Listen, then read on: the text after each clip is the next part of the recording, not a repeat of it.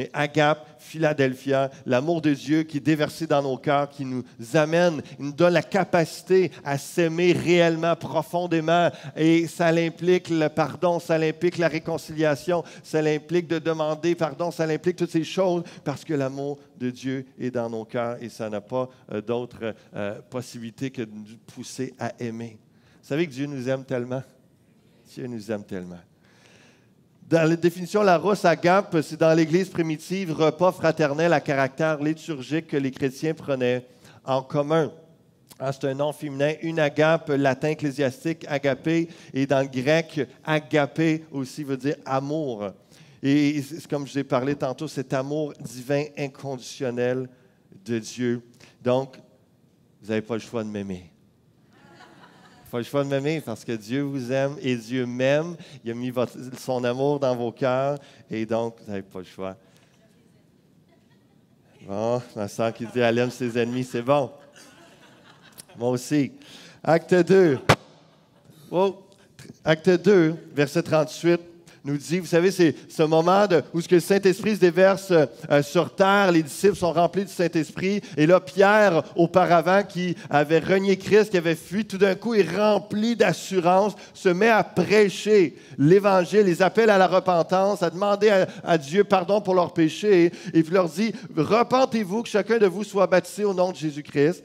Pour le pardon de vos péchés, vous recevrez le don du Saint-Esprit, car la promesse est pour vous, pour vos enfants et pour tous ceux qui sont au loin. L'Évangile, c'est pour tout le monde. L'Évangile, c'est pour toutes les générations, c'est pour toutes les nations. Et la promesse est pour vous, vos enfants et tous ceux qui sont au loin, en aussi grand nombre que le Seigneur notre Dieu les appellera. Et jusqu'à Granby au Québec, Canada, jusqu'en 2018 et jusqu'à ces centaines que le Seigneur va ajouter dans les prochaines années à l'Église pour sa gloire et de faire en sorte qu'il y ait plus de gens qui entrent dans son royaume, dans son Église.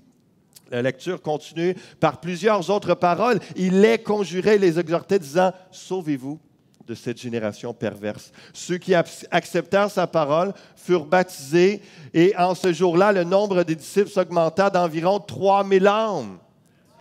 Et on voit dans les premières églises être fondées combien la croissance est importante parce que c'est des vies sauvées. C'est des âmes arrachées de l'enfer. C'est le but de Dieu qu'il a envoyé son Fils, Jésus-Christ, mourir sur une croix pour le salut du plus grand nombre. Du plus grand nombre. Donc, la dimension de la croissance, vous allez m'en entendre parler et des autres pasteurs parce que c'est important. C'est important dans le cœur de Dieu.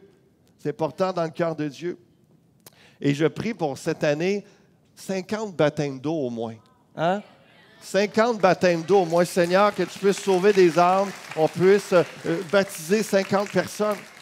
On va avoir on vise toujours un au printemps, un à l'automne, qu'au total, qu'on puisse sauver des âmes et voir, les former, les rapprocher du Seigneur, les amener à une délivrance, et le baptême qui peut s'identifier à Jésus-Christ, leur foi. Jésus, tu es mon sauveur, mon Seigneur. Je marche dans tes voies et je m'associe à l'Église du Seigneur parce que je suis chrétien. Je suis un enfant de Dieu maintenant. C'est ce que représente le baptême. Vous savez, on a une vision d'une église de 1000 personnes dans les prochaines années. Mais comme je disais aux leaders hier, je disais, commençons par viser le 500 dans 3 ans, 2020.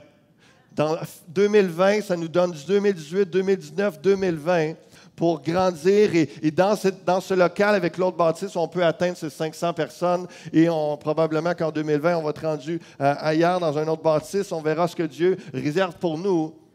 Mais première étape est que par la foi, je veux dire, Seigneur, revitalise-nous, remplis-nous, fortifie-nous, équipe-nous pour qu'on puisse faire cette œuvre, cette mission pour laquelle tu nous laisses sur terre encore.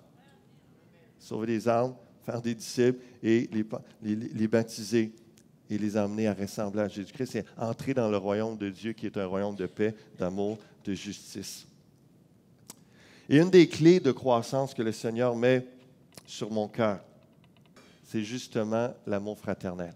Si on est prêts les uns les autres, si on s'aime passionnément, profondément, cet amour déborde de nous-mêmes et ça déborde sur les gens autour. Et que n'importe quel visiteur, n'importe quelle personne qui commence à être en contact avec des chrétiens de l'Église, ça leur donne le goût de goûter à cet amour-là, cet amour divin. Parce que ce n'est pas juste un amour humain, on est appelé à un amour divin. Il est en nous. Laissons-le s'exprimer envers les uns et les autres. Vous pouvez encore plus goûter à l'amour de Dieu que vous avez goûté en ce moment, et vous pouvez encore plus faire goûter à l'amour de Dieu que vous avez fait goûter aux autres autour de vous en laissant cet amour-là par le Saint-Esprit couler, en laissant sortir des paroles de bénédiction, des gestes d'amour, de compassion. Et donc, vraiment, c'est cette capacité que Dieu nous donne par le Saint-Esprit. On va voir si ça va. Je pense qu'on est trop loin. Juste revenir à Acte 2, 40, 41.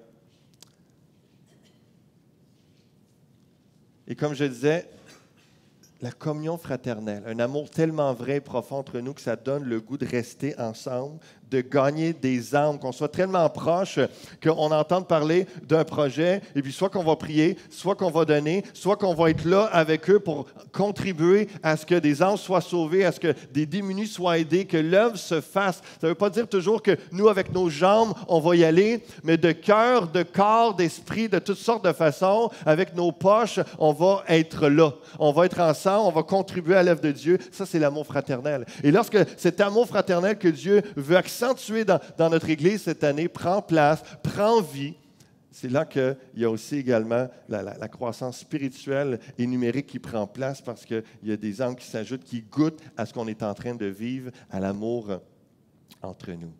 Le goût aux autres, donner le goût aux autres qui ne connaissent pas Dieu, d'entrer dans une communauté de foi, car ils vont se sentir aimés, acceptés, considérés comme un frère ou une sœur, une famille. Une famille. Acte 2, 42 nous dit « Il persévérait dans l'enseignement des apôtres, dans la communion fraternelle, dans la fraction du pain et dans les prières. » Après les 3000 conversions, ça nous dit c'est ça qui a pris place. Ils se sont mis à persévérer, à écouter les enseignements des apôtres. Et les enseignements des apôtres, c'est ce qu'on prêche encore aujourd'hui, c'est ce que Jésus a enseigné. Et c'est tout l'ensemble des Saintes Écritures que semaine après semaine, dans des lieux publics comme ici, des églises chrétiennes, on prêche la parole de Dieu. Ce sont l'enseignement des apôtres. C'est l'enseignement des apôtres. Et dans la communion fraternelle, dans la fraction du pain, on voit qu'il y a plein de dimensions qui sont déjà là. On vient de finir un temps de jeûne et prière. Il y a chaque semaine, il y a les mercredis soirs de prière. Il y a plein de petits groupes en semaine aussi qui sont là et qui prennent des temps de prière. On veut commencer aussi à partir de ce matin, il y a la salle des ados qui est là, hein, notre gauche. Et je remercie d'ailleurs Francis qui a fait le mur coupe-son cette semaine. Donc, il va faire en sorte que les ados vont pouvoir jaser entre eux, être enseignés, s'édifier. Et nous, on ne les dérange pas. Et eux n'interfèrent pas non plus sur la réunion. Merci beaucoup, mon frère, pour ton temps. Et cette salle des ados de 9 h, à partir de 9 h à chaque dimanche, va être aussi la salle de prière.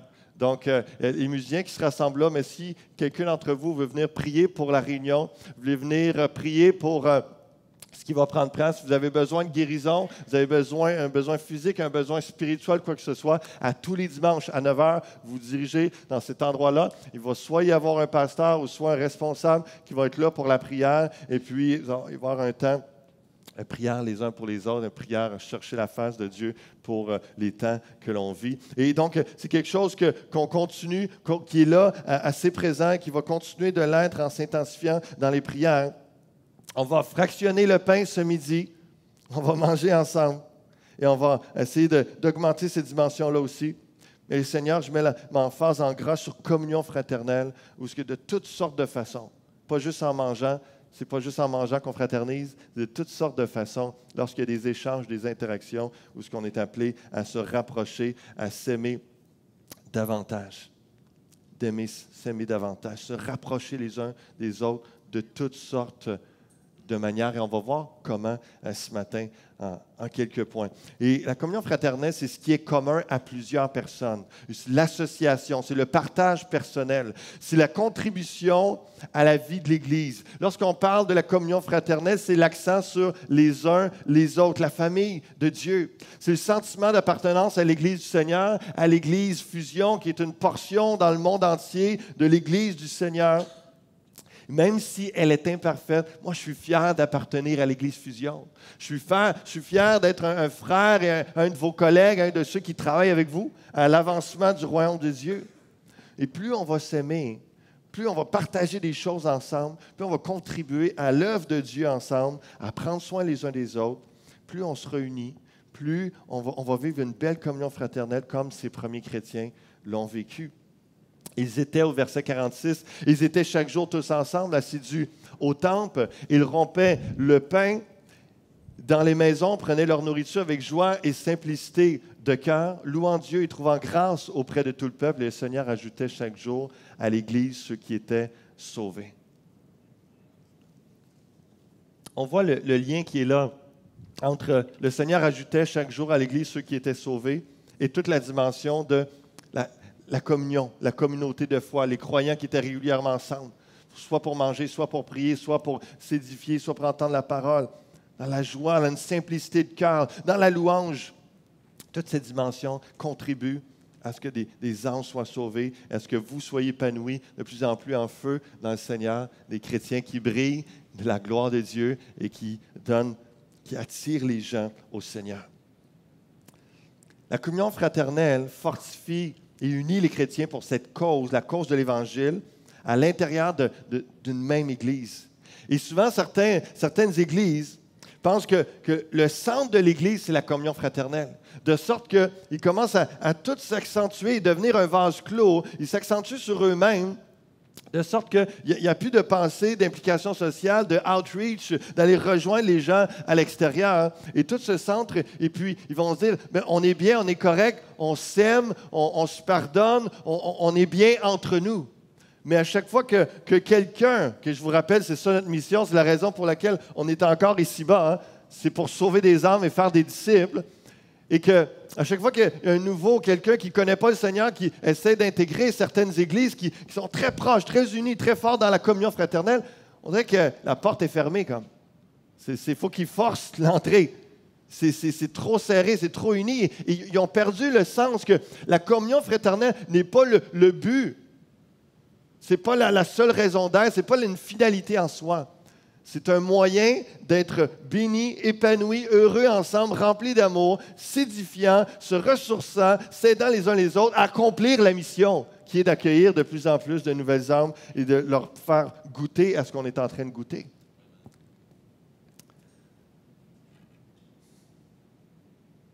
Les premiers disciples s'entraidaient et étaient près les uns des autres, une vraie famille spirituelle. Comment ils s'y prenaient?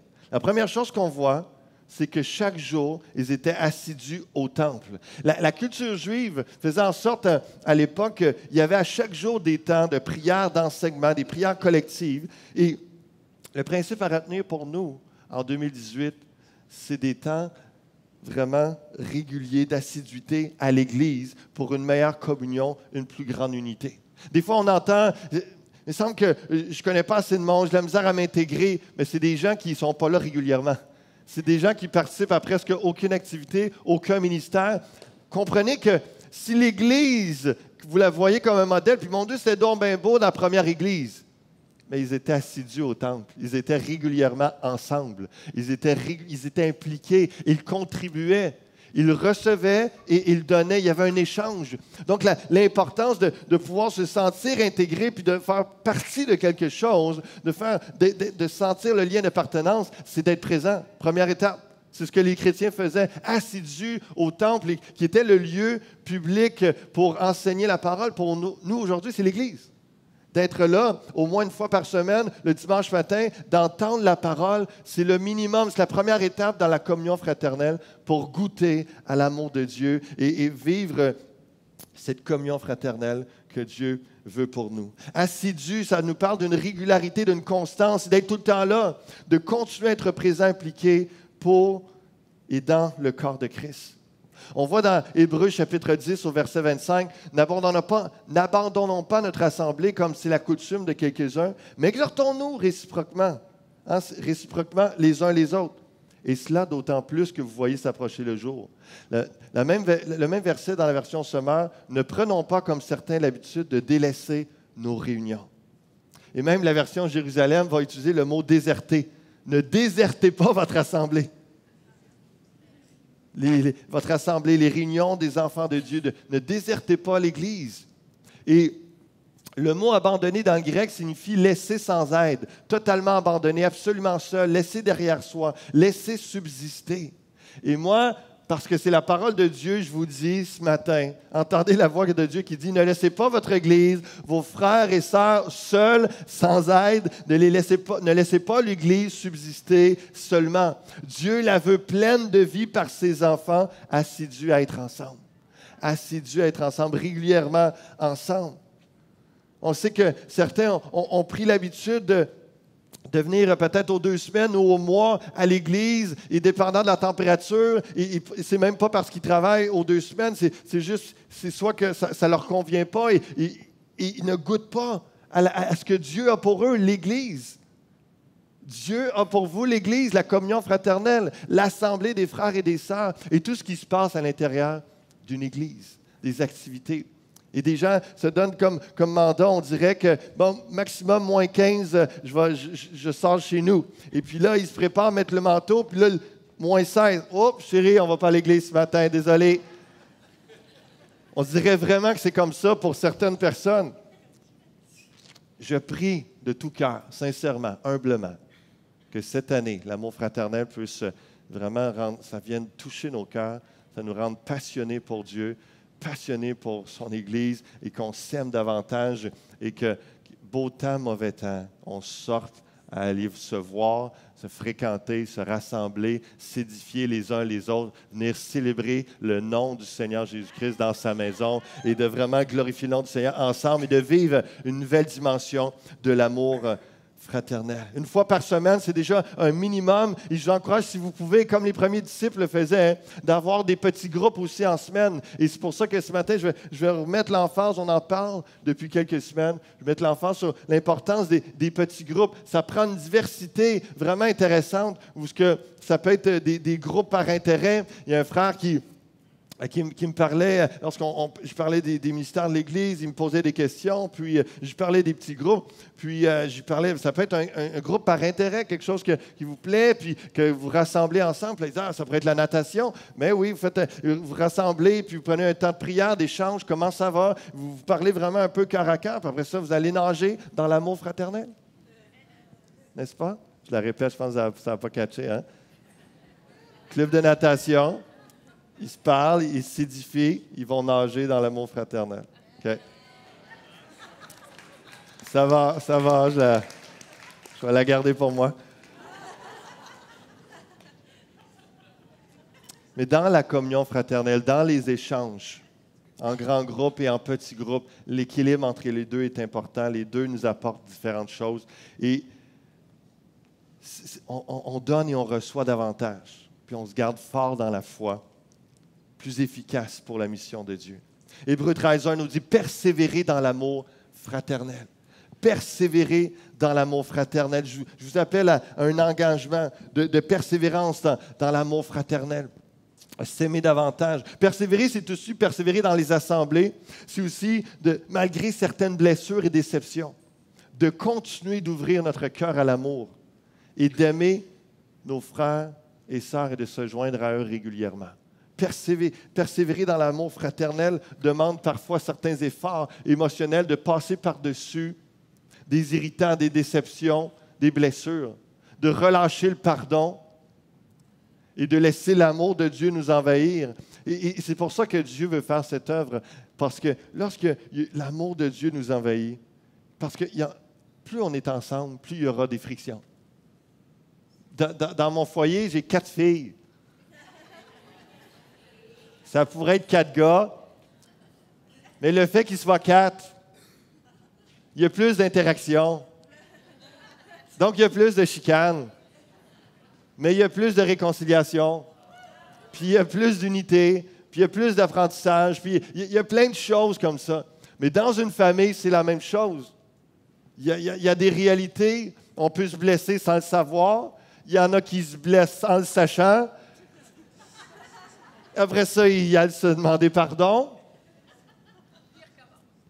Et c'est cette idée, l'amour fraternel ferait en sorte que on passe par-dessus des irritants, on passe par-dessus des déceptions, on passe par-dessus des blessures parce que Dieu nous appelle à l'unité, on aime notre frère, on finit par lui pardonner, on règle nos choses, on se réconcilie ensemble. Et il y a des liens de paix, d'unité qui sont conservés à la gloire de Dieu.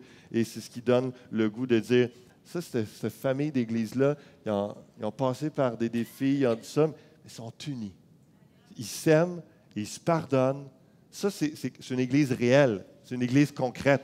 Il n'y a pas d'église que vous allez intégrer un jour, puis que jamais vous allez entendre qu'il y a eu de conflit. Que jamais vous allez entendre que... À moins que ce soit une église sur Internet, puis vous êtes seul chez vous. Ça se peut. Ça se peut. Ça reste dans le virtuel.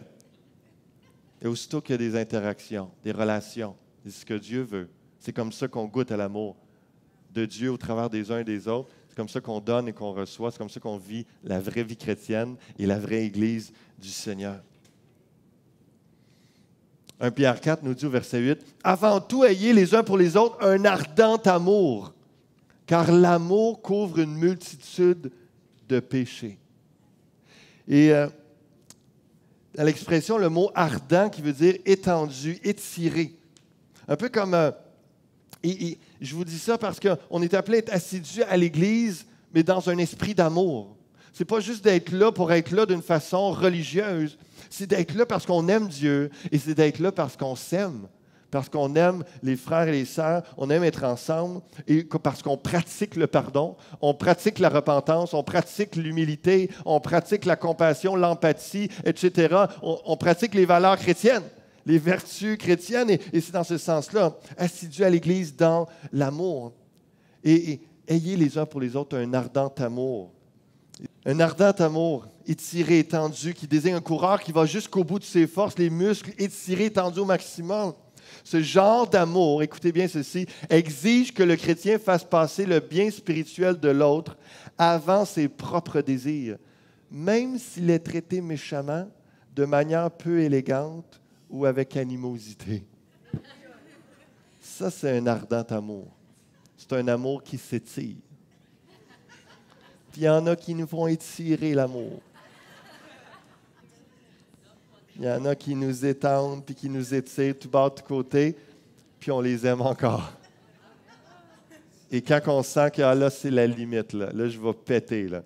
Là, je ne serai plus capable de l'aimer. On se place devant Dieu.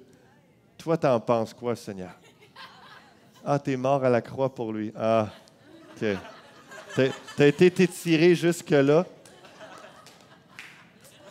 OK, je vais l'aimer encore. C'est ça la vie chrétienne. C'est ça l'Église. C'est une réalité. Et on est appelé à un ardent amour. Couvrir les péchés doit s'entendre à l'égard du prochain, non à l'égard de Dieu. Luther qui disait ça. Personne ne peut couvrir les péchés devant Dieu. Sinon, le fait de croire en Jésus-Christ fait que nous sommes couverts, purifiés, pardonnés de tout péché. Mais ma charité, mon amour doit couvrir les péchés de mon prochain, comme la charité de Dieu couvre mes propres péchés si j'ai la foi. Couvrir les fautes d'un frère, c'est dans ce sens les cacher à d'autres, les pardonner, les oublier si elles ont été commises contre nous. Le sens de ce mot-là, c'est pas de dire que quelqu'un a fait un crime, puis là on le dit pas à personne, on le dénonce pas, puis on le laisse continuer à faire des crimes. C'est pas dans ce sens-là du tout. C'est dans le sens que si quelqu'un t'a fait du mal, ou t'a appris qu'il a péché, il a manqué, il a chuté, il a tombé, il s'est repenti, il est revenu dans les voies de Dieu, puis même s'il n'y a pas encore eu ce processus-là, l'amour qui couvre une multitude de péchés va faire en sorte que tu ne vas pas aller le dire à tout le monde, que ce frère-là ou cette sœur-là, sais-tu que ce qu'elle a fait, elle a péché, puis regarde, ça n'a pas de bon sens, puis elle sert dans l'Église. Hein? Ça, c'est tout le temps la phrase punch, là, quand on a pogné quelqu'un en défaut, puis elle fait ça en plus dans l'Église. Ah! Pour qui qu'elle se prend? Une chance que le spotlight n'était pas sur vous toute la dernière semaine avant que ça se passe. Hein? Si on est honnête. Si on est honnête, on est tous coupables à un moment donné, tôt ou tard, de quelque chose. Des fois, on ne s'en rend pas compte. Des fois, oui. Mais l'amour couvre une multitude de péchés. L'amour est un manteau qui cherche à couvrir, à pardonner le péché plutôt que de l'exagérer. C'est intéressant, cette pensée-là. Le sens du texte. L'amour est un manteau qui cherche à couvrir, à pardonner le péché plutôt que de l'exagérer. Déjà, si on peut couper le son, ça serait bien.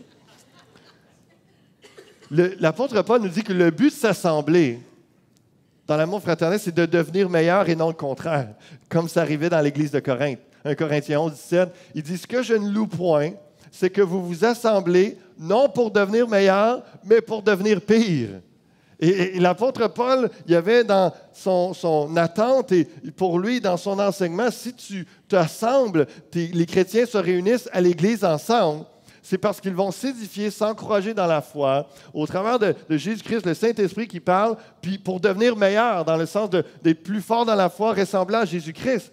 Mais Corinthe, il y avait de la division, il y avait de la chicane, ils se mordaient les uns les autres, il y avait du péché, il n'y avait pas de repentance, des choses comme ça. Et donc, c'était la pagaille. Mais c'est intéressant de penser que lorsqu'on vient à l'Église, le fait d'être assidu à l'Église, le but, c'est de devenir meilleur ensemble pour être plus efficace dans la mission. Meilleur qui représente plus utile, plus utilisable, plus avantageux, plus excellent. C'est pourquoi, comme je le disais tantôt, il est important de régler nos conflits, de pratiquer le pardon, car si on en veut à quelqu'un, on n'est pas réceptif pour devenir meilleur.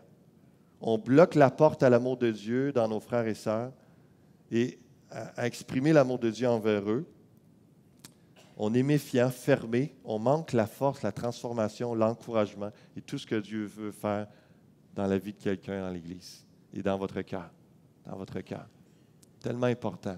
Avant d'aller manger tantôt, ou avant de quitter, peut-être que ça vous parle, puis ça fait, j'ai quelque chose envers quelqu'un, puis bon, je veux juste aller régler ça. Je vais lui pardonner, je vais aller demander pardon, je vais aller réconcilier. Et c'est simple, c'est beau, c'est puissant, c'est profond, que ça soit sincère et vrai. C'est l'œuvre de Dieu qui s'attend de nous. Et c'est ça qui va contribuer à l'amour de Dieu, qui va faire en sorte qu'on va devenir meilleur. On va devenir plus excellent à la ressemblance de Christ, plus utile, plus utilisable, plus avantageux pour le Seigneur. On a tous besoin de devenir meilleurs à la ressemblance de Jésus. Donc, on a tous besoin de s'assembler, de se réunir ensemble régulièrement dans la parole et la prière. Les premiers croyants étaient assidus à l'Église, qui était le lieu public pour ensemble devenir meilleurs. Et 1 Corinthiens 14, 26 nous dit « Que faire donc, frères, lorsque vous vous assemblez?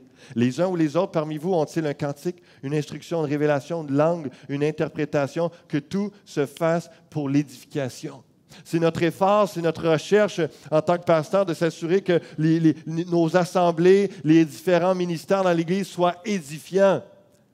Et saviez-vous que c'est avec votre contribution que ça va être de plus en plus édifiant? Que l'amour fraternel va se ressentir davantage par votre contribution, par des actes d'amour, des paroles, le fait que vous allez vous laisser inspirer par l'Esprit dans tous les différents ministères, dans nos assemblées, et que tout se fasse pour l'édification. On est appelés à s'édifier les uns les autres. Et c'est là que lorsqu'on commence à édifier quelqu'un, puis on sait que par une parole, on voit que ça a eu un impact. Quelqu'un est regaillardi, encouragé, puis il est reconnaissant. C'est « wow! » J'apprécie appartenir à cette Église-là, je vois l'utilité de l'Église. Et lorsque toi, tu reçois une parole, à un moment, des fois, souvent inattendu, puis quelqu'un vient juste te dire qu'il a prié pour toi cette semaine, ou qu'il donne une parole, un verset, ça fait n'importe quoi, une attention particulière, puis je me sentais seul, puis là, je viens de voir que je ne suis pas seul. Dieu me rappelle qu'il est là, il pense à moi au travers de toi, puis toi, tu es là aussi. L'Église, c'est ça, l'Église, s'édifier les uns les autres et de pouvoir s'entraider, s'encourager. À ceci, tous connaîtront que vous êtes mes disciples, nous dit l'Évangile de Jean au chapitre 13, si vous avez de l'amour les uns pour les autres. Si vous avez de l'amour les uns pour les autres. Assidus à l'Église pour mieux s'aimer, mieux s'entraider, mieux travailler ensemble, à bénir la communauté et répandre la bonne nouvelle de Jésus. Je ne sais pas si certains connaissent ce vieux chant dans les années 80.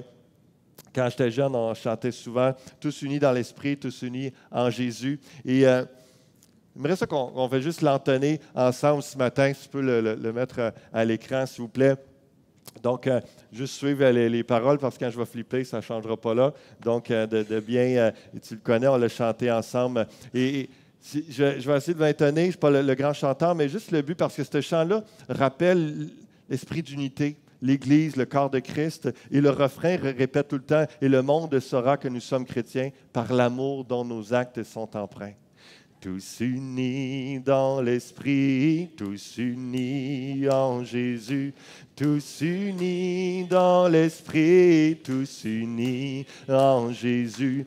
Nous prions que bientôt ce qui divise ne soit plus, et le monde saura que nous sommes chrétiens par l'amour dont nos actes sont empreints. Nous marchons côte à côte et la main dans la main. Nous marchons côte à côte et la main dans la main. À la table du roi, nous partageons le même pain. Et le monde saura que nous sommes chrétiens par l'amour dont nos actes sont empreints. D'un seul cœur, nous voulons travailler pour Jésus. D'un seul cœur, nous voulons travailler pour Jésus. Proclamer à tout homme qu'il nous offre le salut. Et le monde saura que nous sommes chrétiens par l'amour dont nos actes sont empreints. Dernier couplet ensemble. Gloire au Dieu créateur de la terre et des cieux. Gloire au Fils éternel, Rédempteur glorieux. Gloire, gloire à l'Esprit qui verse en nous l'amour de Dieu. Et le monde saura que nous sommes chrétiens par l'amour dont nos actes sont empreints. Amen. Que l'amour de Dieu vienne nous imprégner, qu'on s'aime davantage, que les gens voient qu'on est ses enfants. Et je vais terminer avec ce dernier point. Ils étaient chaque jour tous ensemble assidus au temple. Ils rompaient le pain dans les maisons, prenaient leur nourriture avec joie et simplicité de cœur. Les premiers disciples s'entraidaient, on l'a vu, étaient près les uns les autres, une vraie famille spirituelle. Ils s'y prenaient comment? Assidus au temple, tout le temps là, régulièrement à l'Église. Et deuxièmement, ils rompaient le pain ensemble dans les maisons, qui est un principe d'intimité, de rapprochement, de fortification, de lien fraternel. Ce qu'on appelle, nous, à l'Église Fusion, les petits groupes. Pour certains, c'est des cellules, dans d'autres églises, c'est les groupes maisons. Nous, on ne les appelle pas nécessairement groupes maisons parce que ce n'est pas toujours dans les maisons. Donc, ça peut être à l'église, ça peut être dans un café, ça peut être, on va recommencer le club de course, c'est dehors au printemps. Donc, on se rassemble, on prie ensemble, on a des temps, on apprend à se connaître et puis on va courir ensemble. Mais il y a des petits groupes de croissance qui peuvent se faire dans les maisons. Si ça vous parle depuis les dernières semaines, vous n'avez pas encore donné votre nom, vous pourriez être un animateur ou une animatrice d'un petit groupe chez vous. Et puis, on peut vous soumettre 5 questions qui vont suivre l'enseignement du dimanche. Vous interagissez, vous partagez au travers du message pour approfondir la parole de Dieu ensemble. Et ensemble, vous apportez votre angle de vue, vous apportez de lumière, vous apportez un autre verset, etc. Vous ajoutez à ce qui a été partagé, puis vous vous édifiez les uns les autres. Prenez un temps de prière. On veut augmenter. S'il y en a qui ont encore cela, vous voulez répondre à cet appel, puis ça vous interpelle ce matin, donnez votre nom à Espace Bienvenue. Allez voir Pasteur Gilles. On veut mettre ça en branle et à partir de février, commencer de nombreux petits groupes et puis de faire en sorte que jusqu'à juin, peut-être, avant l'été, vous pouvez faire une pause pour l'été, mais de se rassembler davantage ensemble parce que dans cette unité que les premiers disciples avaient, dans cet amour fraternel, ils étaient régulièrement à l'Église, mais ils étaient régulièrement aussi dans des petits groupes, dans les maisons, dans des lieux de proximité, dans les lieux où il y a un plus petit nombre et c'est vraiment quelque chose que l'équilibre entre les deux apporte réellement le meilleur. Le temple et maison, c'est l'équilibre entre les deux qui permet une véritable communion fraternelle, une santé spirituelle. Et le fait de rompre le pain On va le voir tantôt avec Jésus qui était régulièrement à table avec ses disciples. Ce n'est pas juste le fait de manger ensemble. Ça représente plus que de manger ensemble. Ça représente aussi le fait d'avoir des temps significatifs entre frères et sœurs, de communion plus profonde et d'enseignement personnalisé, de manifester des dons spirituels, de manifester, d'avoir des temps personnalisés, plus précis à ta vie, où ce que des gens se préoccupent de toi, de ta personne, précisément parce que tu fais partie d'une famille. Tu as des frères et sœurs. Et le dimanche matin, tu ne peux pas connaître tout le monde, tu ne peux pas commencer à raconter toute ta vie à tout le monde et demander de l'aide à tout le monde, mais dans ton petit groupe, il y a ces proximités qui se font. Dans un ministère que tu es impliqué, dans un comité, quoi que ce soit, tout ça est plus possible à cause du rapprochement, des liens de confiance qui se créent et tout cela. Et c'est ce que Dieu a déjà prévu au travers de l'Église, des moments en grande assemblée et des moments en petite assemblée ou en petit groupe pour qu'il y ait une belle qualité d'échange. Et on voit dans les actes, on voit que les enseignements des apôtres, chaque jour dans le temple et dans les maisons, ils ne cessaient d'enseigner, d'annoncer la bonne nouvelle de Jésus-Christ. Dans le temple, dans les maisons. Et j'apporte cette pensée-là parce que souvent, des fois, les gens posent la question, est-ce que vous êtes pour les églises maisons, etc. Moi, je suis pour les petits groupes, les groupes maisons. Mais une église maison isolée, non redevable, qui n'a pas de phare dans la ville, qui est invisible, je ne crois pas à part dans un contexte de persécution, je ne crois pas que c'est pertinent. Encore moins au Québec, de vivre ces choses. Et je ne trouve pas de traces bibliques où c'est juste ça. Mais qu'il y ait les deux, absolument. Absolument qu'il y ait les deux. Acte 20, vous savez que je n'ai rien caché de ce qui vous était utile et que je n'ai pas craint de vous prêcher, de vous enseigner publiquement et dans les maisons.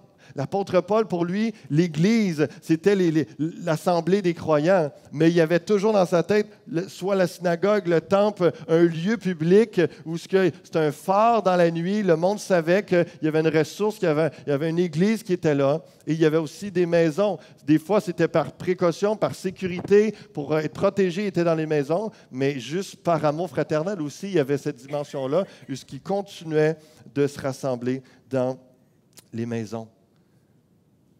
Il y a des ministères, des services, des bienfaits que l'on retire seulement dans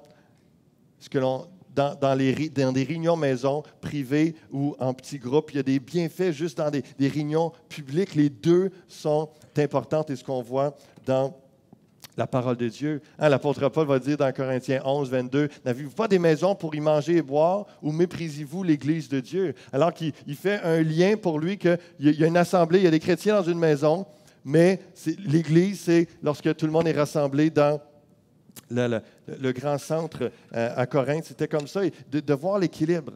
Et comment Jésus était dans cette dimension où il était aussi régulièrement avec les foules, avec les gens, les grandes assemblées, mais combien de fois avec les 12, avec les 3, en intimité, en petits groupes. Jésus le faisait. Pourquoi on ne le ferait pas nous aussi? Grand groupe, petit groupe, grande relation. Il y a différents ministères, différents services qui se font dans une plus grande église, mais il y a d'autres services, il y a d'autres impacts qui se font également dans les petits groupes. Jésus à table, Matthieu 9, 10. Comme Jésus était à table dans la maison, voici beaucoup de publicains et de gens de mauvaise vie vinrent se mettre à table avec lui et avec ses disciples. Et on pourrait penser plusieurs minutes encore, juste à s'arrêter, toutes les fois où Jésus est à table, qu'est-ce qui se passe? Il se passe toujours quelque chose quand Jésus est à table avec ses disciples. Il y a de l'enseignement, des fois il y a de la correction, des fois il y a les disciples se demandent, tantôt tu enseignais ça à grande assemblée, à la foule qui était là, on n'a pas vraiment saisi. C'est dans les petits groupes, c'est dans les jeudis académies, c'est dans les ministères qui se font en semaine, en plus petit monde. Tu lèves ta main, tu poses ta question, tu interagis, tu donnes ton avis, etc. Et c'est ce que Jésus faisait à table. Et il y a un appel du Seigneur cette année à augmenter ces interactions possibles pour s'édifier les uns les autres. Vous avez tellement à donner à quelqu'un. Vous ne savez peut-être pas, mais vous avez énormément à donner. Si Dieu est en vous, vous avez énormément à donner. Et vous avez énormément à recevoir aussi. Parce que Dieu est aussi dans vos frères et sœurs. Puis avec les dons qu'il leur a donnés, il va vous équiper. Et puis, c'est tellement un privilège. Moi, je bénis tellement Dieu de travailler avec 4 autres pasteurs, avec tous les beaux leaders qui étaient là, la belle gang qu'on était hier dans ce jeûne et prière. C'est tellement une grâce, un privilège de voir les différentes générations aussi. Ça fait partie de mes beaux moments de l'année lorsqu'on a soit un brunch pastoral ou des repas avec nos épouses, tous les pasteurs ensemble, on jase. Des fois, c'est très drôle, d'autres fois, c'est plus touchant, profond. Il y a des échanges, c'est édifiant, mais on ressort toujours de là, mais on se sent bien, on est unis, on est dans la paix parce qu'on a eu un cœur à cœur entre frères et sœurs.